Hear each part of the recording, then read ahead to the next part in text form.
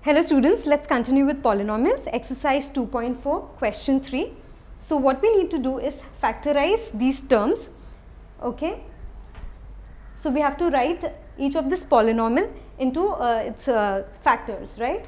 We are going to use splitting the middle term method. So let's just quickly revise splitting the middle term. Let's say if you have an expression ax square plus bx plus c. Okay, so this is a quadratic equation, quadratic expression. Therefore, you know that you will have two roots, right? That's the maximum number of roots for a quadratic expression. So now, splitting the middle term, what do? We split b into two terms, b1 and b2, such that b is equal to b1 plus b2 and a into c is equal to b1 into b2. Okay, maybe you have not gained much clarity just because you know I am writing it in terms of variables, but as we solve the sums you will get a more better picture. So let's go ahead and solve the questions. Let's take the first one. 12x square minus 7x plus 1. Right? So I need to split 7 in such a manner that the two numbers that I get, when they add up or adding them up will give me 7 and multiplying them will give me 12 into 1, which is 12, right? So how am I going to split 7? So 7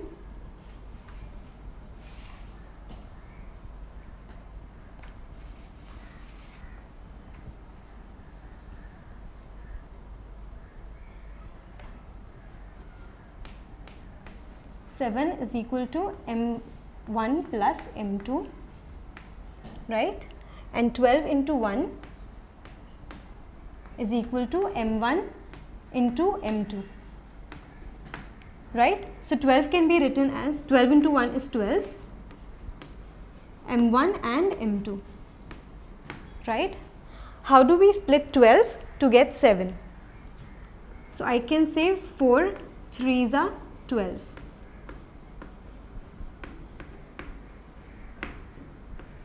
Right, and 7 is 4 plus 3, right.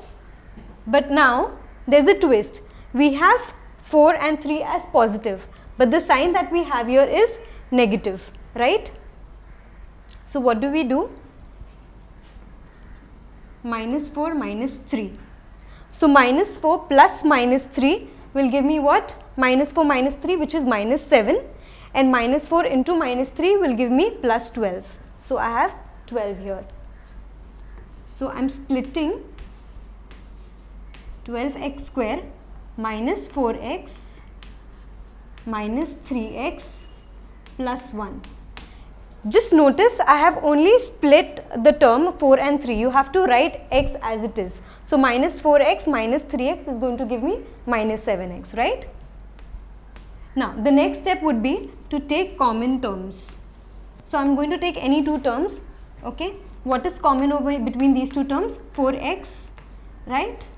So 4x, if I remove 4x from here, what will I be left with for the first term? 3x. Just check, 4x into 3x gives me 12x square minus, now 4x is already out for this term, right? So I will just write 1. So when I open this bracket, what do I get? 12x square minus 4x, which is this, right? Now I don't really have anything common over here, is that right? No, we have one common. So I take minus 1 outside and I am left with 3x for the first term. Now since I have taken minus common outside, this will change to minus 1. Why? Since I have taken minus common outside, see, when you open the bracket, you will be left with minus 3x plus 1. Got it? So this can be further. Now I can remove, I can remove 3x minus 1 common from both these terms. So 3x minus 1. When I remove 3x minus 1 common from these two terms, what am I left with? 4x minus 1. Right? So therefore, 12x square minus 7x plus 1 is equal to 3x minus 1 and 4x minus 1, which means 12x square minus 7x plus 1 is a product of these two terms, 3x minus 1 and 4x minus 1. So you can also say that 3x minus 1 is a factor of this term and 4x minus 1 is also a factor of this term, or 12x square minus 7x plus 1 is a multiple of both these terms. Right? Let's go ahead and solve the second question.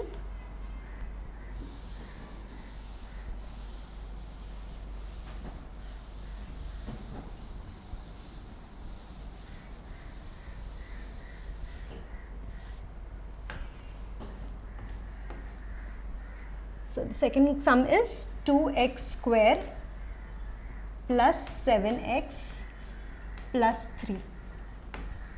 Right? Again, I am going to split 7 in such a way that adding the two terms, when I split 7 into two terms, say m1 and m2, adding those two terms will give me 7 and multiplying the two terms will give me 2 into 3. Let us just write it for better understanding.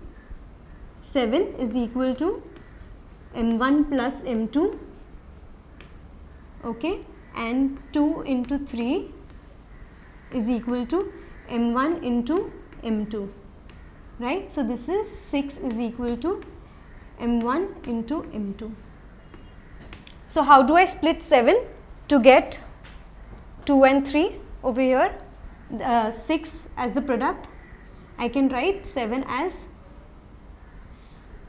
I can split 7 into 6 and 1, right. Therefore, m1 into m2 can be written as 6 into 1s are 6, right. And we have all positive signs, so 6 1s are plus 6 plus 1 and the product is 6. So let me write it, 2x square is equal to 2x square plus 6x plus 1x plus 3, right. So 7x is split into two terms, 6 and 1. Adding these up, I am getting 7, and multiplying these, I am getting these two terms. 2 3s are 6, right. So the next step, I am going to underline these. Take out the common term. What is common between these two terms? Clearly it is 2x.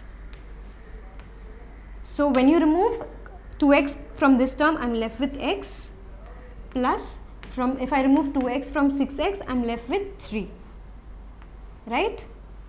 What is common over here? 1. So I take out 1 and I am left with x plus 3. Now we have x plus 3 common to these two terms. So I am going to take x plus 3 common.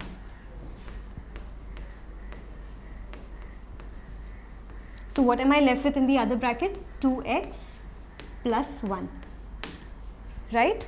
Therefore, 2x square plus 7x plus 3 can be written as x plus 3 into 2x plus 1. Therefore, we have written 2x square plus 7x plus 3 as a product of its factors. Please take a look. Let us go ahead and solve the third question.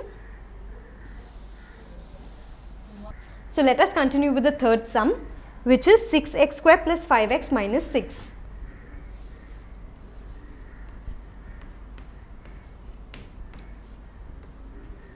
Again, we are going to split the middle term in such a way that now my middle term is 5. So 5 has to be split into two terms, m1 plus m2,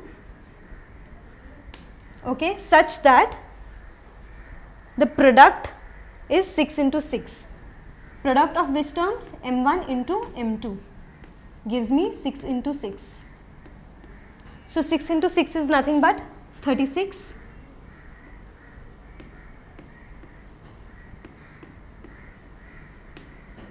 So how do I split 5 into two terms such that multiplying the two terms will give me 36 and adding the two terms will give me 5. Let's say I can write it as, oh, first of all it is 6 into minus 6. I'm sorry, this is 6 into minus 6. So you need minus 36. Therefore 5, I can rewrite this as, splitting it into two terms, minus 9 and 4. 9 4s are minus 9 into 4 will give me minus 36, which is m1 into m2, right? So m1 into m2 is what? Minus 9 into 4. This is not a decimal sign, it is a multiplication sign. So minus 9 into 4. Also let's check, minus 9 plus 4 gives me minus 5, but we need plus 5 here. So what I am going to do is just swap the signs. So 9 into minus 4 is going to give me 36, and adding 9 minus 4 will also give me 5, which is what we need. So signs play a major role in these kind of sums. Even though you have got the factors, please consider the terms, whether you get, whether on multiplying you are getting the right sign, that is 9 into minus 4 is giving me 36, I need minus 36 over here, so 9 into minus 4 is giving me minus 36. See here, initially if I had taken minus 9 and 4, I would have got minus 36, but how about 5? It would lead to minus 5, but what we needed is 5, which is why I swapped the signs, right? So let's factorize 6x square plus 9x minus 4x minus 6, right? The next step would be to take common between these two terms, right? So for the first two terms, what is common between them? 6 and 9, there is only one common term, which is 3. And how about the variable part? X, right? So when I remove 3x from 6x square plus 9x, for the first term I am left with 2x, right? Because 3x into 2x gives me 6x square. Plus, now I remove 3 common from 9, so I am left with 3 is 9. So 3x into 3 gives me 9. Okay. What is common between these two terms? I have 2. Now since I am taking minus common, first of all let's see the first term, 2x. I have taken minus common outside, therefore the sign inside will change. It is negative, so it will become positive. 2 3s are 6, right? So whenever you have negative signs, you need to pay a lot of attention while solving the sums, because whenever there are negative signs outside, the signs within the brackets, they change, right? Now what is common between this term and this term? We have 2x plus 3. So, and also do not forget to underline these terms. When you underline, simplification becomes much more simple, right? So 2x plus 3 and 3x minus 2, right? So we have 6x square plus 5x minus 6 is equal to 2x plus 3 into 3x minus 2. So we have factorized 6x square plus 5x minus 6 into the product of its factors, which are 2x plus 3 and 3x minus 2. Please take a look. Let us go ahead and solve the last question, that's the fourth one.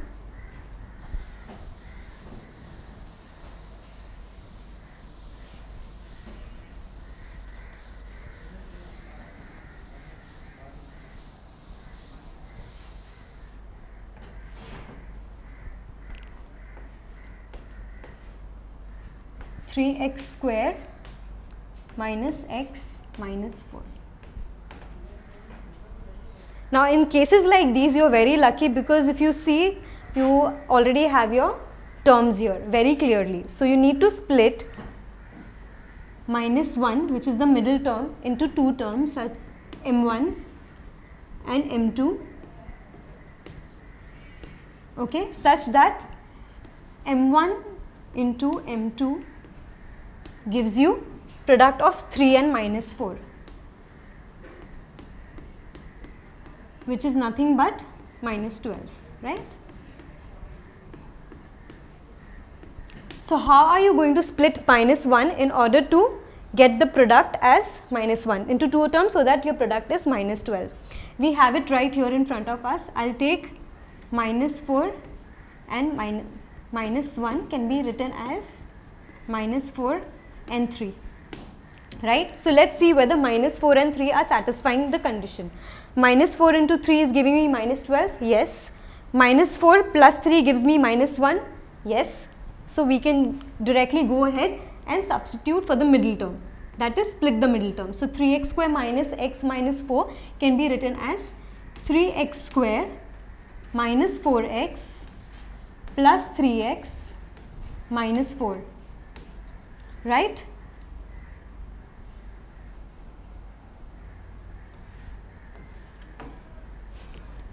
I take x common outside, so I am left with 3x minus 4 plus, now there is nothing common here except 1, so 1 into 3x minus 4, right? So 3x minus 4 is common between both of these terms. I get 3x minus 4 and x plus 1. Now, just a simple way of doing this is, you might be wondering why didn't I take these two terms and these two terms, because removing common would be same, but it's going to give you the same answer. If you want, you can verify it. For example, if I reorder this, 3x square plus 3x minus 4x minus 4, okay, I'm taking this one, just reordering it. So I get 3x common and x plus 1 minus 4 into x plus 1. Notice I took minus outside, so the sign changed inside, right? So I take x plus 1 common and I have 3x minus 4, which is nothing but the same thing. So irrespective of how you choose your pairs, the answer, that is the factors, are always going to be the same. The factors are not going to change, right? I'm just erasing this, or rather I'll just write the answer here. 3x square minus x minus 4 is equal to 3x minus 4 into x plus 1, right? I'm boxing it up so that you can differentiate between these two sections. Yeah, this is the answer. Therefore, we have now split 3x square, or rather factorized 3x square minus x minus 4 into the product of its factors, which are 3x minus 4 and x plus 1. Please take a look. Hence, we have solved factorization by splitting the middle terms. Now, we will continue with the last section of the exercise in the next class. Thank you. Hope this video increased your knowledge. For more such videos and a completely free educational content, log on to www.epathshala.org or visit our ePathshala YouTube channel. We have each and every question solved for maths, physics, chemistry and biology. So subscribe our channel, share with your friends, like our Facebook page and follow our Twitter handle for regular updates and important educational tips, and also win ePathshala goodies. So what are you waiting for? Subscribe this channel and enjoy the freedom of education.